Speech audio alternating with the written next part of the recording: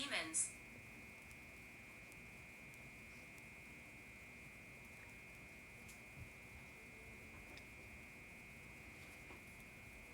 Those are seeds planted in someone's head.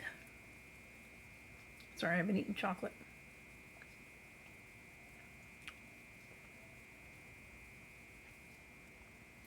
That's what it looks like when they say the seeds have been planted. Like people give you an idea and you can't get it out of your head. That's what it looks like from the inside on a cellular level.